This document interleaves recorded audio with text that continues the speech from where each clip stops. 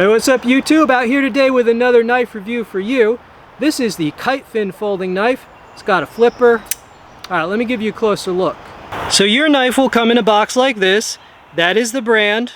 It also comes with a lot of stuff, yes.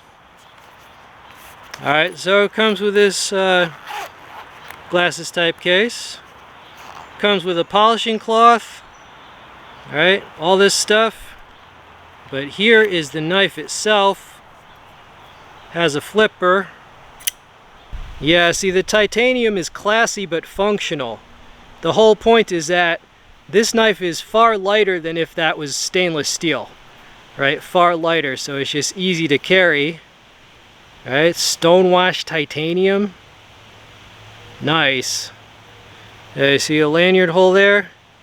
Those are actually gold, right? Gold color accents.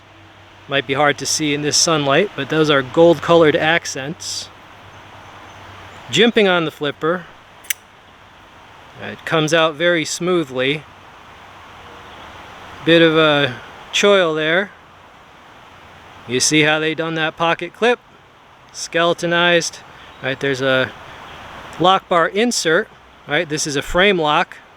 Right, so it's a titanium Framelock. Those two words often go well together. Logo on the pivot. All the touches. Pretty clean design here. Spacer there, but mostly open construction. I mean, this looks like a pretty sweet pocket knife. I like that blade shape. Yeah, this is actually available in a lot of different color configurations. Now the steel on this is actually CPM S35VN. Alright, I'm going to cut a few things.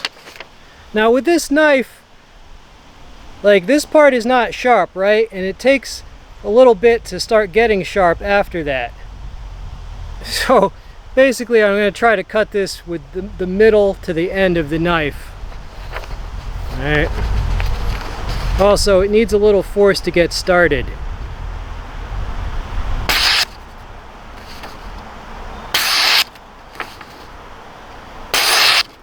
But you see that it basically came decently sharp.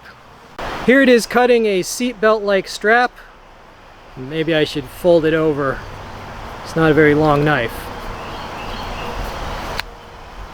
There you go. Here it is on a piece of a box, because I always use really expensive collectible folders to be utility knives. No, I don't. Yeah, pretty nasty. It had some tape on it for extra nastiness. Alright, I will whittle a little on this small piece of wood. I hope you're all doing well these days. Oh, I'm doing good, thanks for asking. We've got some thunderstorms fixing to roll in a few hours. I saw the thunderheads, and like every once in a while it just gets super dark out here, so yeah. Plus with the level of humidity you can kind of tell that it has to break at some point, right? Alright, so you need to whittle something or sharpen a pencil. This will certainly do. Alright, here it is on some Paracord.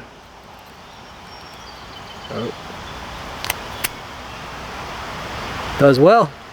Now this knife was actually donated to the channel by a longtime viewer, so I want to thank him for making this review possible. And it was about $200, at least where he lives. And yeah, so I don't usually go that high anymore. I don't usually buy in that price range anymore with pocket knives. Right? Because gotta save up for the end of the world. But if you do go that high, I can certainly see the appeal. I mean, titanium Framelock, perfectly executed. Alright, so just like basic thoughts and impressions. This is very slim. The titanium makes it quite light, so ease of carry, that's its first quality. The deployment, fast and smooth. The lockup is super solid. There's no blade play, so all technical aspects are good. Right, at 3¼ inches, it's a very handy length for a little pocket knife doing day-to-day chores. Do you really need a $200 knife for your, day-to-day chores? Well, no, this is a collectible, but it's a usable collectible, right? It's basically a functional collectible for someone who wants a pretty nice titanium frame lock, right, that they also will occasionally use, open your mail, whatever you want to use your pocket knife for. It's everything except it's not tactical and it's not budget friendly. But I mean, there's definitely a place for collectible titanium frame locks. I mean, that's a huge market. This company, this brand, has a lot of customer loyalty. It's very popular. I tell you, with a frame lock, it's difficult to make a flipper frame lock that's this small that can deploy this well. Like a lot of times, you might accidentally be pushing on the lock bar, but even left-handed, I mean, this has no problem deploying. That's a lot harder than it looks to execute that. Well done by this brand, which is actually known for, they're known for getting it right.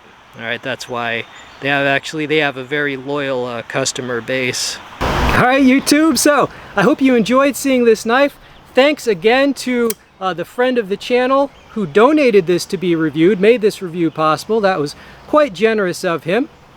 If you enjoy knife reviews like this, other gear reviews, air guns, multi-tools, flashlights, swords, machetes, be sure to subscribe to me.